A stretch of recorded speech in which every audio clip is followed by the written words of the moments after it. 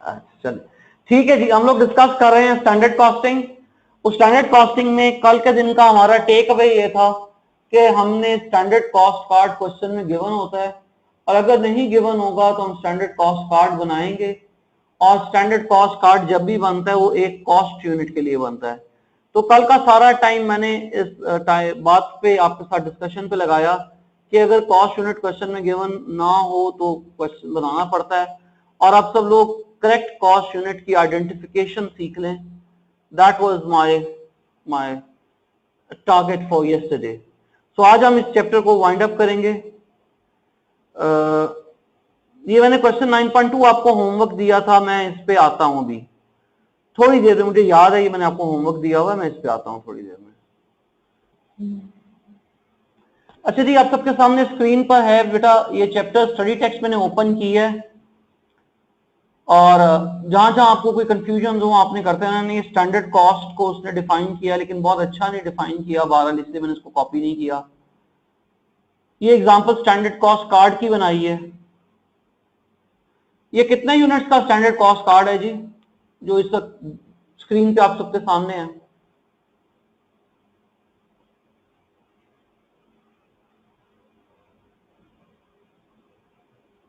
कोई जवाब नहीं किसी की तरफ से।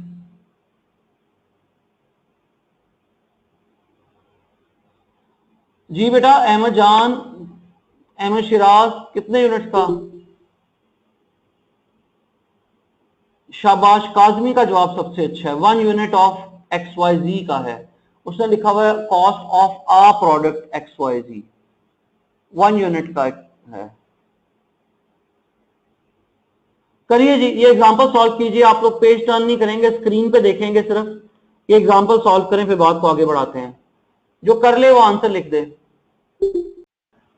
Kazmi and all others fixed overheads हमेशा नॉर्मल कैपेसिटी पे डिस्ट्रीब्यूट किए जाते हैं, और अगर नॉर्मल कैपेसिटी ना गिवन हो तो बजटेड प्रोडक्शन को ही नॉर्मल कैपेसिटी एज्यूम किया जाता है। ठीक है काजमी? तो मैं दोबारा रिपीट कर दूं, फिक्स्ड ओवरहेड हमेशा नॉर्मल कैपेसिटी पे एलोकेट किए जाते हैं, और अगर नॉर्मल कैपेसिटी ना गिवन हो तो हम बजटेड कैपेसिटी को ही नॉर्मल कैपेसिटी एज्यूम करते हैं। जी अहमद का तो आंसर मैच कर रहा है, जिसका आंसर मैच कर रहा है वो यस लिखे, और जिसका नहीं मैच कर रहा वो नो लिखे। वो बल्कि क्वेश्चन देखे मुझे पूछे कि क्यों नहीं मैच कर रहा। जल्दी जल्दी शाबाश, 2 मिनट लगाने हैं, लंबा टाइम नहीं है। अच्छा, काजमी का मैच कर रहा है, इफ्रा का मैच कर रहा है, वकास का मैच कर रहा है। हाँ फजल, आप देखिए ना आपने क्या एरर की है। फिक्स्ड ओवरहेड्स को उसने बजटेड आउटपुट की बेस पे एलोकेट किया है। चलें, ताहिर को तो अपना एरर पता चल गया। फजल, आपको अपना एरर पता चला है, अच्छी बात है। अब आप सब लोग बेटा ये इसके नीचे जो प्रैक्टिस क्वेश्चन है ये सॉल्व करें। शाबाश लॉरल हार्डी, आप सबका मेरे साथ प्रॉमिस है कि आप लोग आंसर नहीं देखेंगे। अस्सलाम वालेकुम काजमी, ठीक है बेटा, आप वेट करें, आंसर नहीं देखना आपने। अच्छी बात है बेटा, जो जो करते जा रहे हैं शाबाश। एक आध मिनट और बाकी लोगों का वेट कर लें। जी बेटा, मैं अगले पेज पे इसका आंसर दिखा रहा हूं। हाँ जी, जिसका ठीक हुआ वो यस लिखे, जिसका गलत हुआ वो मैच करके बताए। काजमी का ठीक है, और चले माशाल्लाह सबका ठीक है। चलें, अच्छी बात है, सबको बेसिक समझ आ रही है प्रोडक्ट कॉस्टिंग की। अच्छा, मेरे सिर्फ एक बुनियादी सवाल का जवाब दे दें, ये प्रोडक्ट कॉस्टिंग हम किस सिस्टम के तहत कर रहे हैं? ये प्रोडक्ट कॉस्टिंग हम किस सिस्टम के तहत कर रहे हैं? शाबाश, एब्जॉर्प्शन कॉस्टिंग के तहत कर रहे हैं। मार्जिनल के तहत करेंगे तो क्या होगा, उसके अंदर फिक्स्ड ओवरहेड शामिल नहीं होंगे। चलें जनाब, हमारा अगला टॉपिक ऑफ डिस्कशन है types of standards. What are the types of standards? आप लोगों को बीच में जहां कहीं कंफ्यूजन आपने पूछ लेना है। हमारा पहला स्टैंडर्ड है आइडियल स्टैंडर्ड। आइडियल स्टैंडर्ड हम कह सकते हैं कि perfect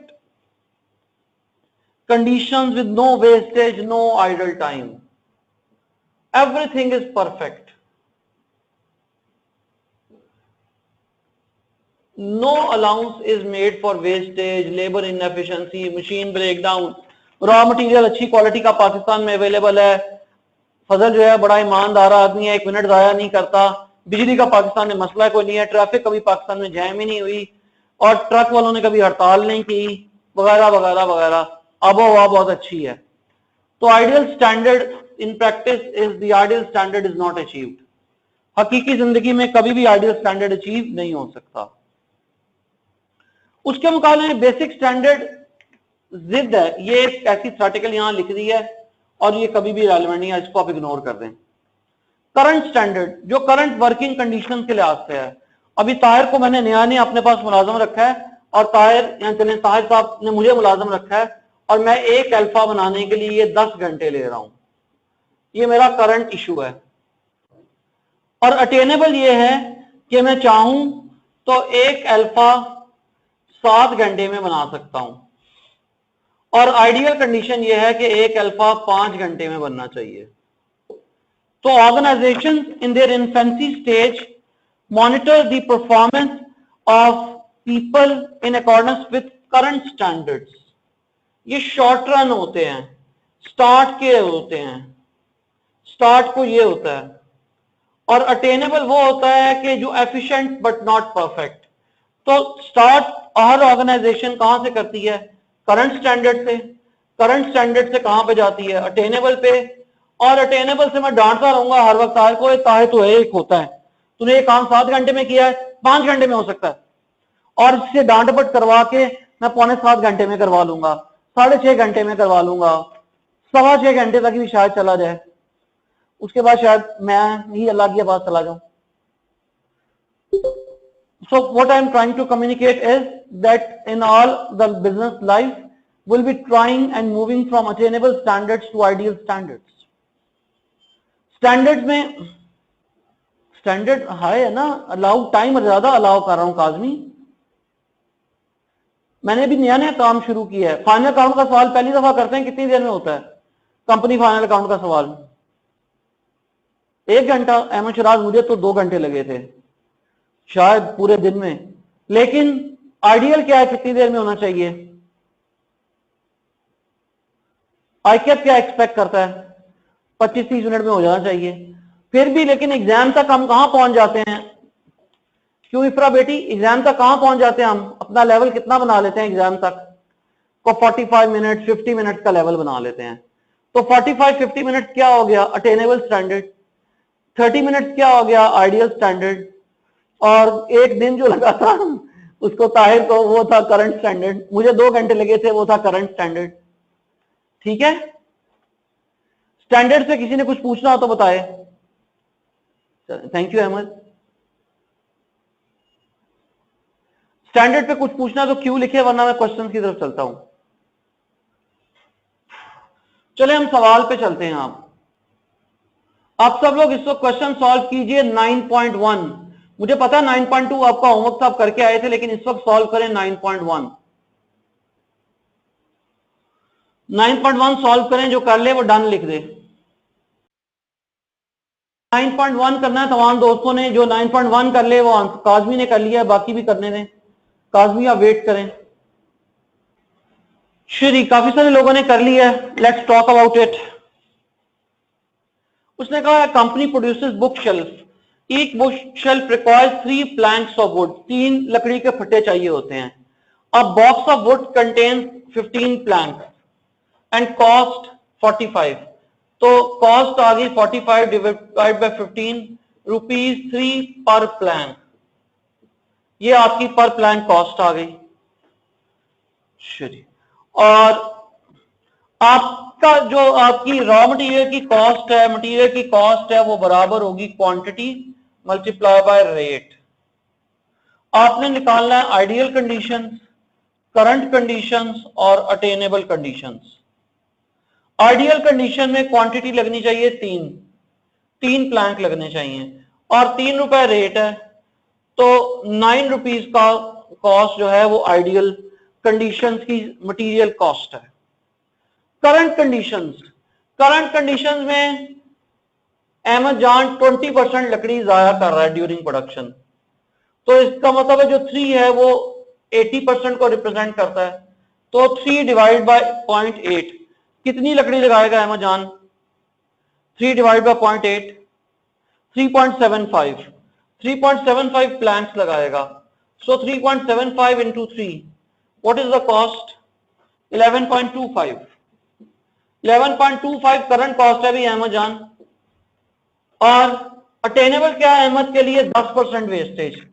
so 3 divide by 0.9, that is 3.33 I believe, 3.333। Multiply by 3 10। सो हमारी अटेनेबल कंडीशंस के तहत कॉस्ट आ गई 10 रुपए, आइडियल कॉस्ट है 9 रुपए और करंट कॉस्ट है 11.25।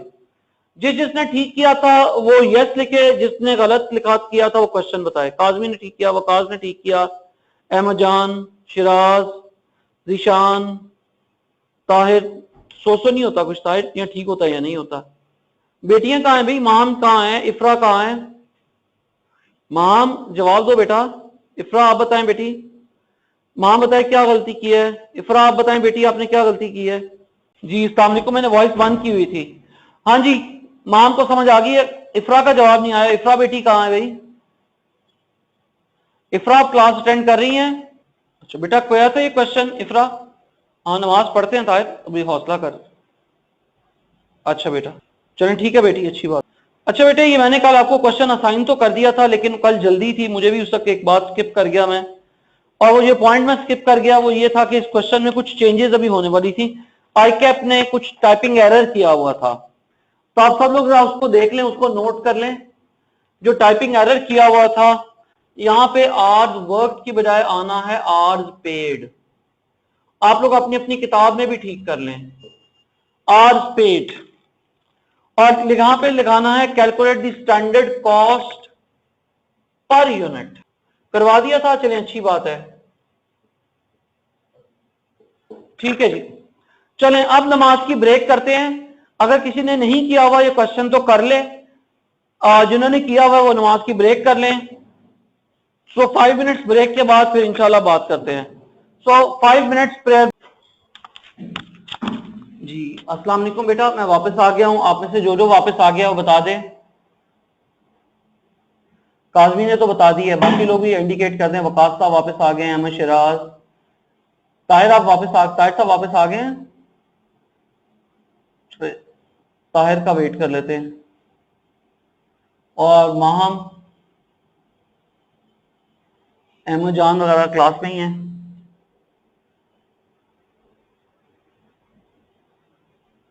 जी अहमद जान तशरीफ ले आए। ताहिर एक मिनट, ताहिर को देख लेते हैं फिर बात करते हैं। एक जी ताहिर साहब वापस आ गए हैं। चलें जनाब सवाल शुरू करते हैं। होपफुली बेटे अब सब लोग ये करके आए होंगे, जो जो करके आया वो डन लिखे। चलें बड़ी अच्छी बात है बेटा। अब हम सवाल को पढ़ते हैं, मैं आपके साथ मिलकर करता हूं। A company manufactures product Y due to nature of the production process there is some idle time and it has been estimated that normal amount of idle time is 20% of hours paid. Ignoring idle time, the standard time per unit of Y is 0.56. अगर ये 0.56 जो है ये वो है time worked, idle time अगर कोई ना हो तो आपका आवर्स पेड कैसे निकलेंगे? आपके आवर्स पेड बराबर हैं आवर्स वर्कड और आइडल टाइम। आपका आवर्स वर्कड है 0.56 जो कि 80% को रिप्रेजेंट करता है, तो आपका आइडल टाइम है जो कि 20% को रिप्रेजेंट करता है। तो आपके आवर्स वर्क कैसे निकलेंगे, आवर्स पेड कैसे निकलेंगे? 0.56 डिवाइड बाय 80। 0.56 डिवाइड बाय 80 क्या हुआ बेटा बताइए? 0.7। तो आपके आवर्स पेड हैं 0.7, उसका 80% 0.56 आवर्स वर्कड है और उसका 20% 0.14 आइडल टाइम है। जो कुछ बोर्ड पे लिखा इस पे कोई प्रॉब्लम?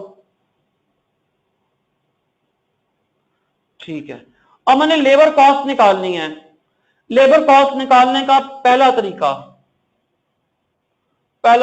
मेरे आवर्स पेड हैं 0.7 और मेरा आर्ली रेट है 30, तो माय लेबर कॉस्ट इज ₹21। मेरा लेबर कॉस्ट निकालने का दूसरा तरीका, मेरे आवर्स वर्क हैं 0.56, रेट है 30, तो अमाउंट कितनी आ गई?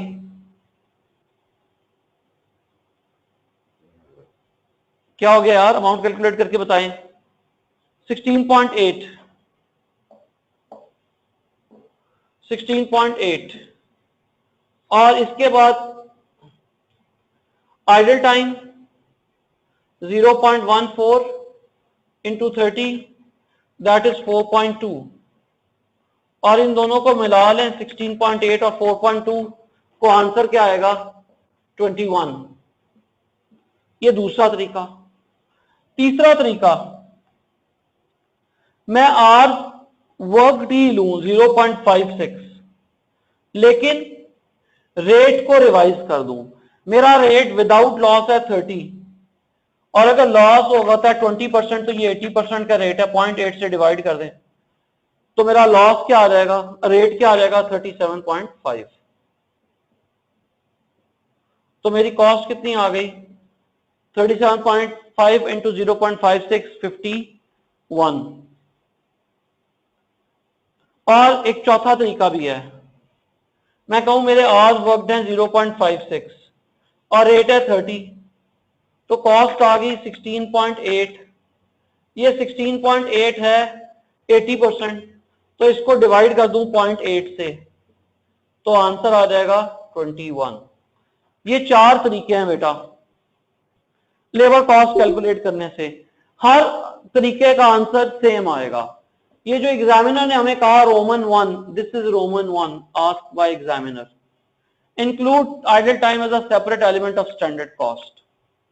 Number 2, include allowance as standard cost, ये रोमन 2 है। एडजस्ट रेट, ये रोमन 3 है। और चौथा उसने नहीं पूछा, मेरी तरफ से आपको गिफ्ट है, ये रोमन 4 है। हाँ, मैं भी शायद इन एग्जाम मैं स्टैंडर्ड कॉस्टिंग में रोमन 4 को प्रेफर करूंगा। और आप सबको एज अ टीचर मेरी रिकमेंडेशन ये है कि स्टैंडर्ड कॉस्टिंग के सवालों में रोमन 4 को कंसिडर करें।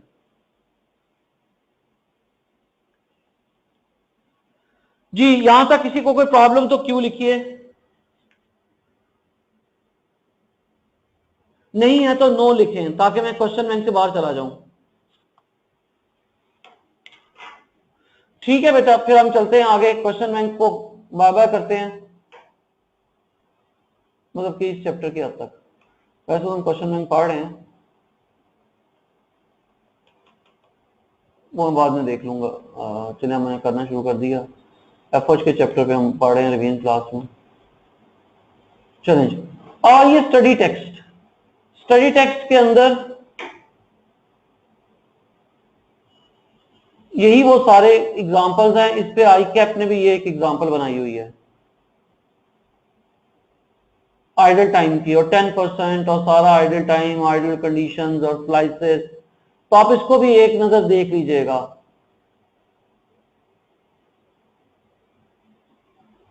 जी, यहां तक की कोई problem? So that brings us to the end of our discussion on chapter number 9। Chapter 9 हमारा खत्म हो गया है। अब हम चैप्टर 10 स्टार्ट नहीं कर रहे। चैप्टर 10 में स्टार्ट करूंगा रिजल्ट इसकी ईद की छुट्टियों के बाद। तो रेगुलर क्लास के जो स्टूडेंट्स हैं वो रेगुलर क्लास के, जी ईद के बाद आए सब, रेगुलर के क्लास के स्टूडेंट्स को अस्सलाम वालेकुम एंड अल्लाह हाफिज। उनसे मुलाकात होगी ईद के बाद। शायद ईदी में होमवर्क है क्वेश्चंस के, ठीक है। सो जो स्पेशल क्लास ले रहे हैं स्टूडेंट्स वो क्लास में मौजूद रहेंगे। रेगुलर क्लास के स्टूडेंट्स, जी अहमद जान, कौन से दिन की क्या बात हो रही है बेटा? जी मैम आप क्वेश्चन लिखिए बेटा। हाँ अच्छा जी, मैं एक एक करके जवाब दे दूं। काजी साहब कह रहे हैं हम कैश दे रहे हैं, हम क्वेश्चन परचेज कर लेंगे। अच्छा नहीं काजी, क्वेश्चन तो मैं ही दूंगा, ठीक है। चलो अहमद जान साहब, क्लास रिज्यूम होगी 11 जुलाई को, ठीक है अहमद जान? जी माम बेटी आपका कुछ क्वेश्चन था इंशाल्लाह। मैं 1 मिनट माम के क्वेश्चन का वेट कर रहा हूं, फिर मैं आगे चलता हूं। माम आप क्वेश्चन लिख रही हैं तो कम से कम क्यों लिख दें, कुछ इंडिकेट कर दें।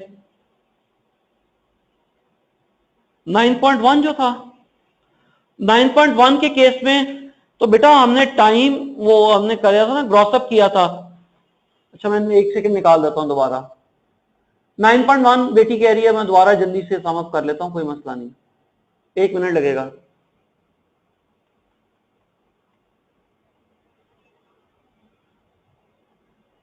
ग्रॉसअप का यही कॉन्सेप्ट है बेटी जो यहां किया 9.2 में किया, वही कॉन्सेप्ट 9.1 में। मैं दोबारा रिपीट कर देता हूं मेरा बेटा। यहां पे देखिए 3 प्लांट्स हैं अगर कोई लॉस ना हो तो, और ये है 20% of would is wastage during production. अगर मैं 10 फुट लकड़ी लगाता हूं तो 2 फुट लकड़ी जाया कर देता हूं और 8 फुट लकड़ी इस्तेमाल होती है, तो इसका मतलब ये 3 बराबर है 80% के। सो 3 डिवाइड बाई 80 ग्रॉस आ जाएगा। जैसे यहां ग्रॉस किया बेटा 0.56 डिवाइड बाई 80, वहां बेटे जैसे 9.2 में किया है वैसे ही 9.1 में करना है। दोबारा बोलूं वहां,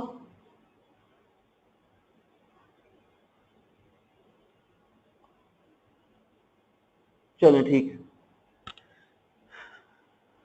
आज चले ठीक है बेटा। फिर रेगुलर क्लास के स्टूडेंट्स को अस्सलाम वालेकुम एंड अल्लाह हाफिज। एक आध मिनट के पॉज के बाद फिर मैं स्पेशल क्लास के स्टूडेंट्स के साथ बातचीत का आगाज करता हूं। जी माम, आपको भी और आप सब दोस्तों को भी एडवांस में ईद मुबारक एंड अल्लाह हाफिज टू रेगुलर क्लास स्टूडेंट। इंशाल्लाह बशर्ते जिंदगी 11 जुलाई को रेगुलर क्लास के स्टूडेंट से मुलाकात होगी। चलें जनाब, ठीक है जी। स्पेशल क्लास अहमद शिराज, फजल, इफरा, काजमी, वकास, सैयद शिराज, ताहिर, जिशान। जी कल जो होमवर्क दिए थे, कल कौन कौन सा होमवर्क था जी ताहिर साहब? कल क्या क्या होमवर्क था? ताहिर तो चला गया, कल कौन कौन सा क्लास में? बहाल काजमी था। अच्छा बहुत सारा होमवर्क था, केड़ा केड़ा है पुत्र दस? हाँ जी, कल किस किसने क्लास अटेंड की थी? फजल आप थे कल क्लास में, मुझे याद है। अहमद शिराज भी थे, इफरा भी थी, काजमी भी थे। अंबर लिमिटेड ये मेरे सामने है जी, ये सवाल आप लोग करके आए हैं जी, एक एक करके करते हैं बेटा। आईपीसी लिमिटेड अहमद शिराज कौन सा सवाल था? चले मैं पहले वो देख लूं, नंबर बताइए। अच्छा चलें, अभी फिलहाल सब लोग 3.9 पे फोकस करें। कितने लोग 3.9 करके आए हैं? ताहिर साहब ने किया और अहमद शिराज ने किया और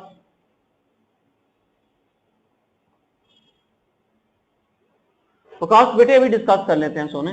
हाँ जी, और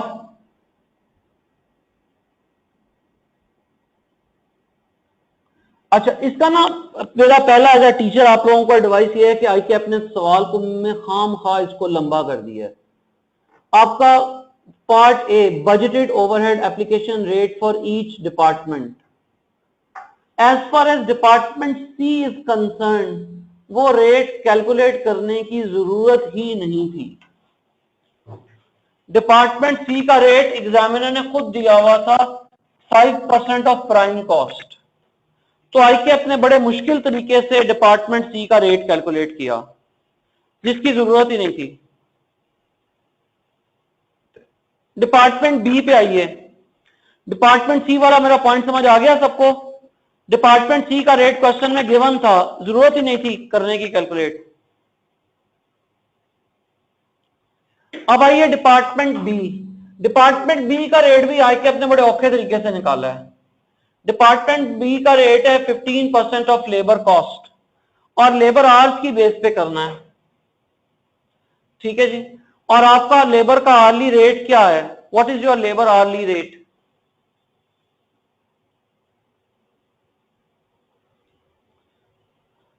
लेबर का आर्ली रेट है, डिपार्टमेंट बी की बात हो रही है बेटा, डिपार्टमेंट बी लेबर का आर्ली रेट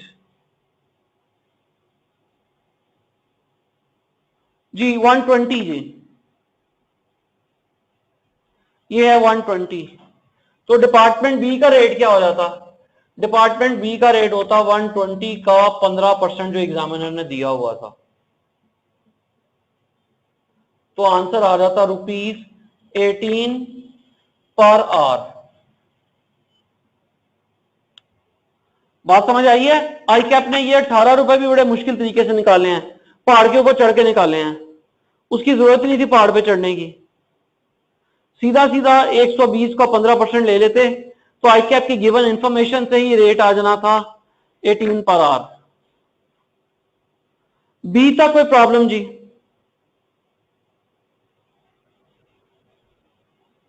ए का तो बहुत ही आसान है। ए का रेट मशीन आवर्स की बेस पे निकालना था, तो हमारे बजटेड एफर्ट्स कितने हैं डिपार्टमेंट ए के? The overheads for department A are budgeted at 5 million, तो ओवरहेड्स हैं 5 मिलियन के और बजटेड मशीन आवर्स हैं 4 लाख, तो रेट क्या आ गया?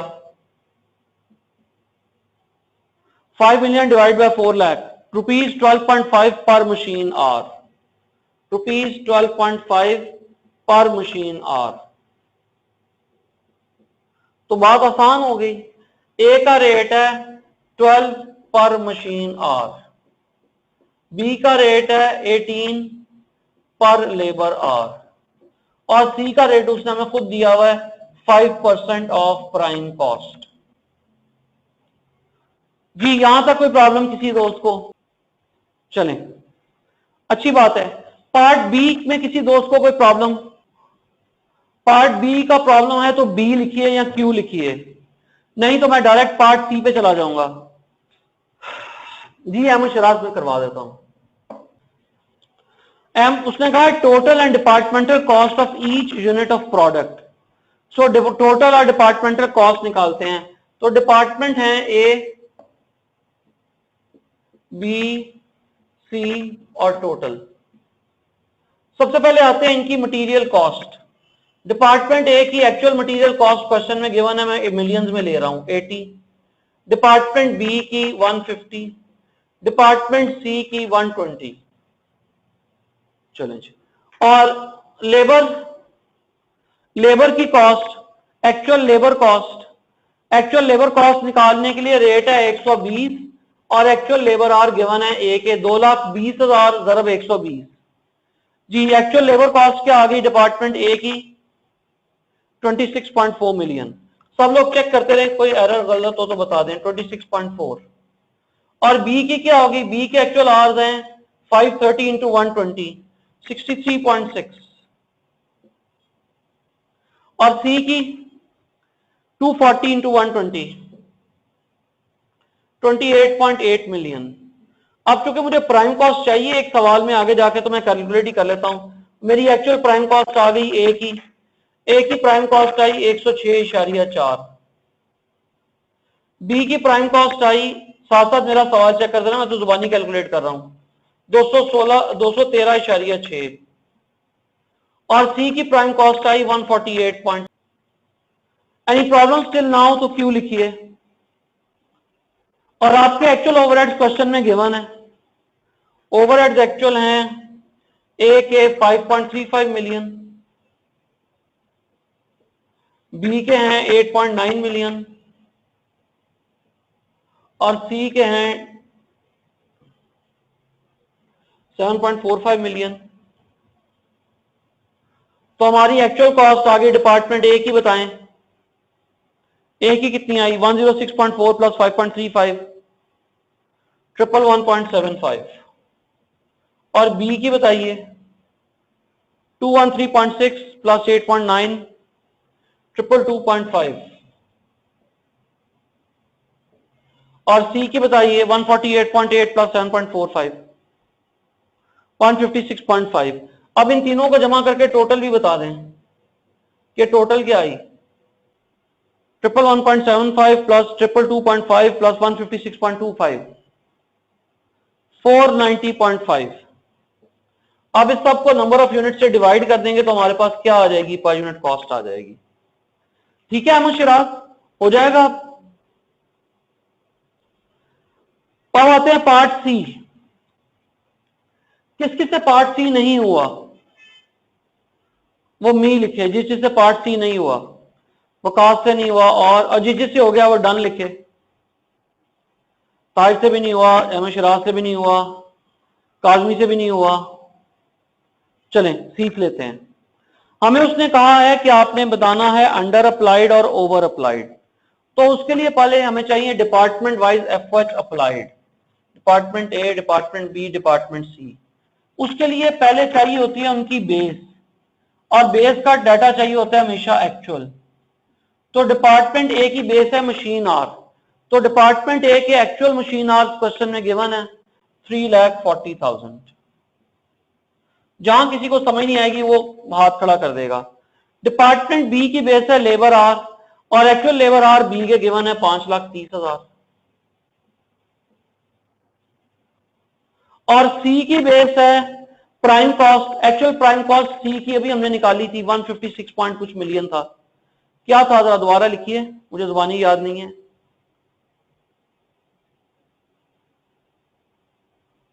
सी की एक्चुअल प्राइम कॉस्ट बेटा अभी निकाली है, एक सेकंड पहले, 156.25 मिलियन। तो 156,250,000। एक्चुअल बेस के डाटा में किसी को कोई प्रॉब्लम तो क्यों लिखे।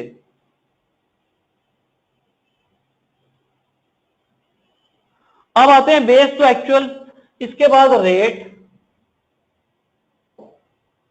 रेट आपके पास है, ए का रेट है 12 रुपए, बी का रेट है 18 रुपए और प्राइम कॉस्ट 148.8 है जी, चेक कर लें। हाँ मेरा भी ख्याल है गलत हो गया, 148.8, कोई बात नहीं, ठीक कर लेते हैं।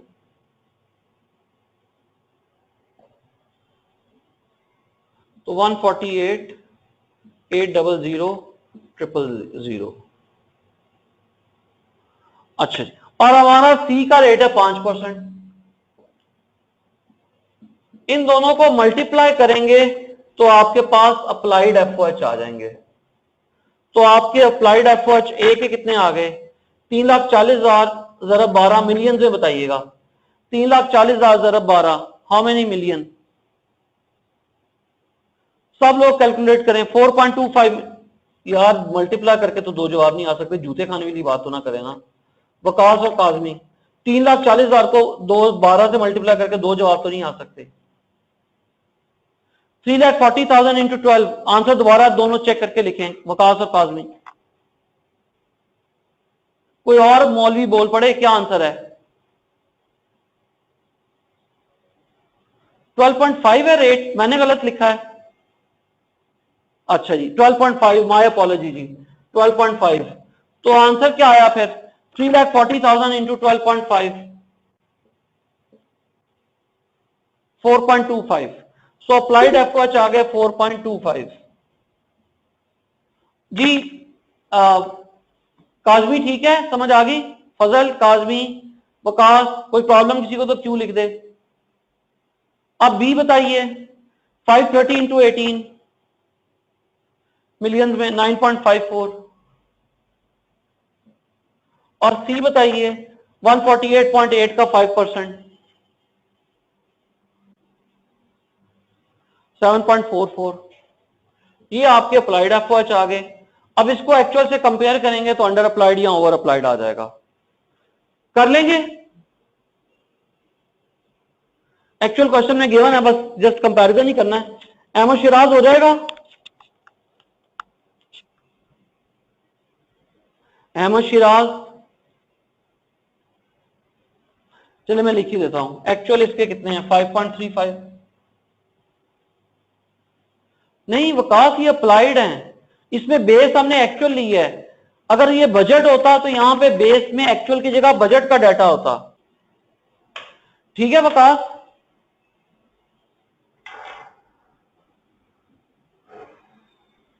जी और बताएं जी, और क्या था इसमें। कोई और किसी ने, अहमद शिराज का जवाब नहीं आया। अहमद शिराज आपको समझ आ गई है।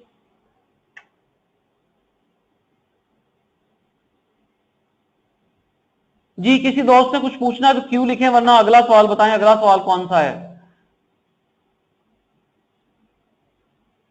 What was next homework my friend. RT limited, okay 3.7 I believe.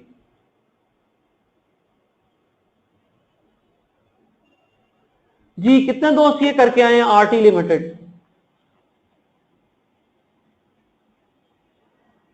Waqas साहब ने किया है, काजमी साहब ने किया है, और बस जिशान, ताहिर, फजल, अहमद शिराज।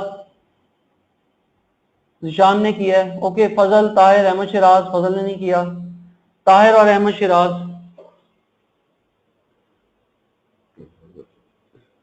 इन्हीं लाइंस पे ये क्वेश्चन भी होगा। इसके कोई प्रॉब्लम्स है तो बताइए। कोई प्रॉब्लम है इस सवाल में तो क्यू लिखिए, नहीं है तो नो लिखिए। जी क्वेश्चन बैंक का इसके अलावा कोई सवाल था? 3.5 वकास का ख्याल है, हाँ जी 3.5 भी था, लेकिन ये इजी क्वेश्चन है। किस किस ने किया 3.5? वकास ने किया, और चले नहीं भी किया तो खैर है, कोई ऐसा मुश्किल नहीं, अब कर लीजिएगा। जी क्वेश्चन बैंक से किसी ने कुछ पूछना है तो बताए, वरना मैं क्वेश्चन बैंक बंद करने लगा हूं। Any question from question bank तो क्यू लिखिए विद इन नेक्स्ट 10 सेकेंड, नहीं तो मैं क्वेश्चन बैंक क्लोज करके आगे हैंडबुक पे जाने लगा हूं। था बताएं काजिम कौन सा था? C14, ओके C14 निकालते हैं जी। अच्छा आईपीसी लिमिटेड, चलें ये हो गया कि आईपीसी लिमिटेड, चलें C14 पहले बात कर रहे थे काजी, फिर C4 की बात करेंगे। C14 में अगर आपके कोई क्वेश्चन है तो क्यू लिखे, नहीं है तो नो लिखें। C14 कोई प्रॉब्लम है तो क्यू लिखिए, नहीं है तो नो लिखिए। अभी नहीं किया, चलें कर लीजिएगा, कर लीजिएगा, कोई जल्दी नहीं है। C4 पे आ जाएं। C4 तो सादा सवाल था। हाँ जी C4 किया किसी ने किया तो डन लिखे, नहीं किया तो नो लिखे। काजमी ने किया और वकास ने नहीं किया जी, बाकी लोग, निशान ने नहीं किया। अच्छा चले चलें आज इसको पूरा कर लीजिएगा बेटा। तो मेरी तरफ से चैप्टर नंबर 3 खत्म हो गया है, ठीक है जी। किसी ने कुछ पूछना होगा तो वो बाद में इंडिविजुअली पूछ लेगा।